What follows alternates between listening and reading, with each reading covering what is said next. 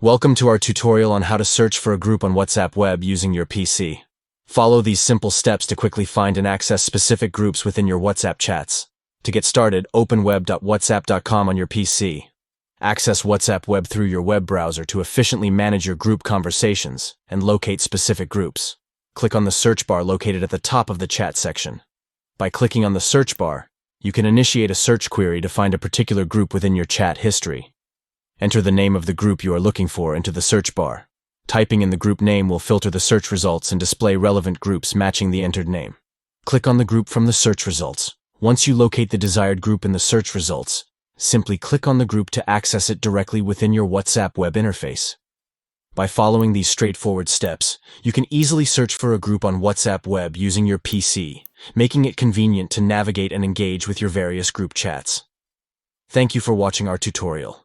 Enjoy the efficiency of finding and accessing specific groups on WhatsApp Web by utilizing the search feature to streamline your group communication.